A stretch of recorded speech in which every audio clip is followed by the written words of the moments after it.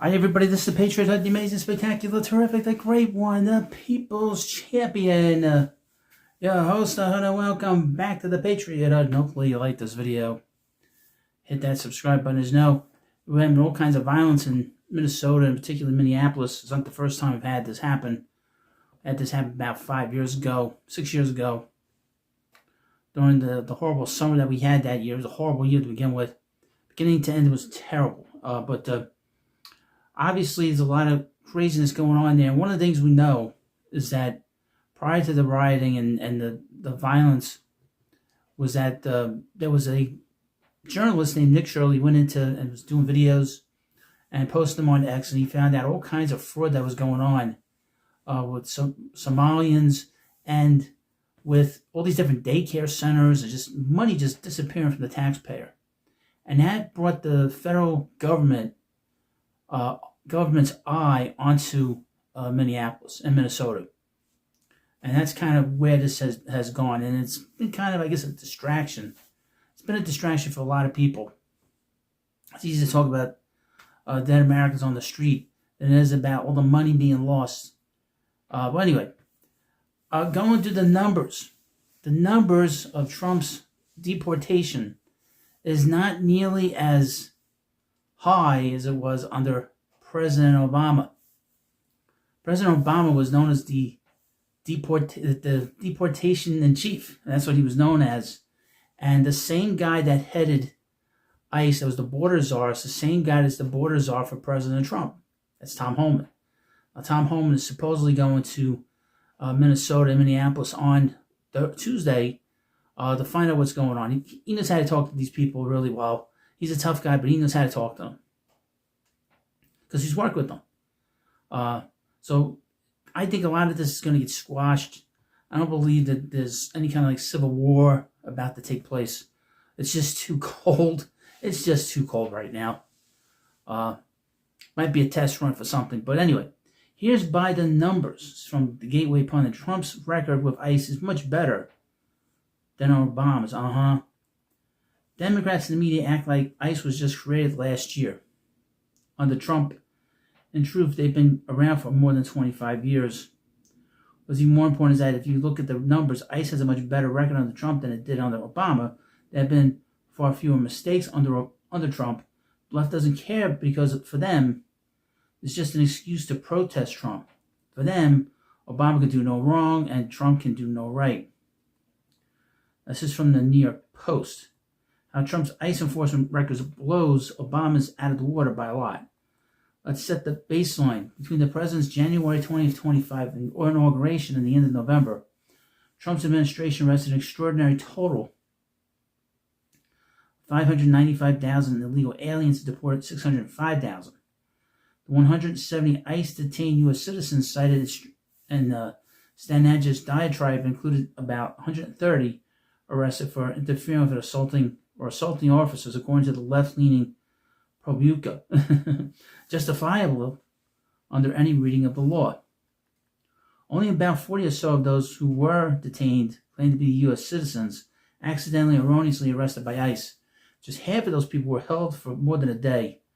Most were released in a few hours. Any error is serious, but 40 mistakes out of 595,000 arrests amounts to an error rate of just 0.0067. Roughly one wrongful detention for every 14,925 arrests. Compare that with the final 2 years of President Obama's administration. In fiscal years 2015-2016, ICE recorded 263 mistaken arrests, 54 mistaken detentions, and 4 mistaken removals. During those 2 years, ICE made a mere 239,645 arrests, meaning the 54 mistake detentions alone produced, and this is how stupid this is, Obama error rate of 0.0225%. Found one mistake for every 4,447 arrests. Overall, the error rate under Obama was 3.36 times higher than under Obama. People are noticing the obvious double standards. This is Barack Obama's deportation record: 3 million formal removals, 2.2 million returns, 75% received no due process, 56 deaths in ICE custody, awarded Tom Homan with the highest honor, faced 0 protests. That's the most important number. 0 protests. Barack Obama's ICE chief received an award for 920,000 removals.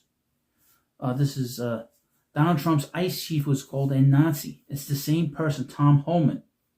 In 2012, Obama deported 409,000 people. In 2025, Trump deported 290,000 people. The difference is mainstream media brainwashing. And it's weird how nobody had an issue with ICE during the Obama era, if you notice. Media hasn't complained. In fact, they were going on raids, bragging about it. It's almost as though people have been programmed to cry about anything that happens during Trump's time, you know. And here's the thing. The media is all behind it. Obviously, we know that. They're the ones pushing this out. And pushing this out for many, many years. And Trump's trying to get all these bad hombres, as he likes to say, out of the country. No, all criminals. I mean, you know, and it got worse during Biden. Biden let everybody in. To be honest with you, I think they should be a lot harsher. They should be getting more people out of here than they have. They've been very tame, to be honest with you. And most cities have been very cooperative. But like I said in the beginning of this video, this is all distraction from the crime, the criminal enterprise that's going on in Minnesota. Between the governor and the mayor of Minneapolis, it is just it's all just a cover up, you know, and that's what it's been. Now, over the next couple of days, we'll see what happens. They're starting to pull ICE out of there. Maybe that was one of the things they wanted to do. One of the things they were asking there is pull some of these ICE agents out of there because it's getting out of hand. I mean, hotels are being destroyed, and people have been getting hurt. It's gotten totally out of control, and I was very surprised that the president didn't send any troops in to deal with this, because this is a problem. We know that, and it needs to be forcefully, you know, addressed. I thought 6 years ago, that Trump should have sent the military into Minneapolis. I thought that was the right thing to do then, and I feel like he let this pass. You can't back down to these people. And that's the one thing. You can't back down to criminals. You back down to criminals, they'll keep committing crimes. And there's something fishy going on. But according to Trump, they're going to keep investigating what's going on there in Minnesota. But I want to mention this. Pam Bondi has not done a good job. I mean, they arrested these people that went into the church, which was terrible. And she's done very little here. And just since she's been in office for the past year, she needs to go. I'm surprised he hasn't gotten rid of her. She's been a major disappointment, to be honest with you. You know, she seemed kind of like holding back, and she doesn't want to do the right thing.